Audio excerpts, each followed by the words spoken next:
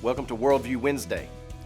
There is a new stench floating through the air of the American mainstream that we need to be aware of, that has invaded the universities, the seminaries, the courtrooms, the classrooms, and the pulpits. And it is a form of Marxism. Some call it cultural Marxism. Others call it neo-Marxism. But to understand it a little bit better, we need to understand classical Marxism. Classical Marxism was the economic philosophy of Karl Marx as expressed in his little pamphlet, The Communist Manifesto.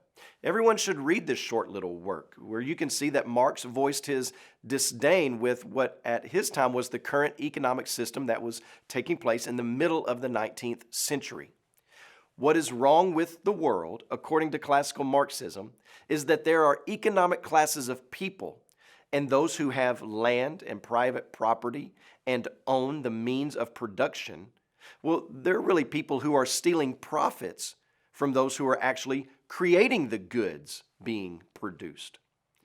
The modern day sense of right and wrong and good and evil are constructs of the bourgeoisie, the ones who have the land, in order to keep the working man down. Therefore, the morality of the working man in extreme form is whatever it needs to be in order to overthrow the ruling class. Integrating socialism over time until it turns into communism is the solution. That's the dream. That's the goal. Those who are of the ruling class should work to install socialism wherever they can, giving up their own power, and those in the working class should band together and rise up against the ruling class until there is no more ruling class, no more economic class, and then no need for the government. And at that point, everyone will have what they need. Sounds fantastic, doesn't it? But here is why this mindset has been so dangerous and brutal in years past. Anyone with a dissenting thought, anyone with a thought that ranges outside the box of communism, anyone with an ideology that is not communism must be silenced so as not to disrupt or impede or slow the revolution towards this so-called utopia. And Marx called for all of the proletariat, all of the working class, to rise up against the bourgeoisie and to overthrow with violence if necessary.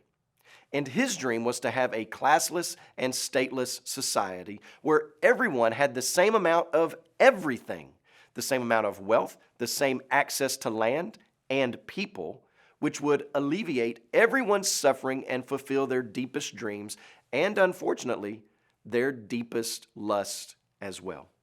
The problem with this economic system and the problem with Marxism is that it never turns out into this utopia, but it always turns out into a totalitarian nightmare.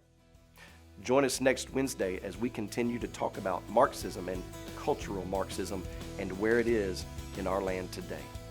But when you pray today, please do remember our creative access missionaries in China.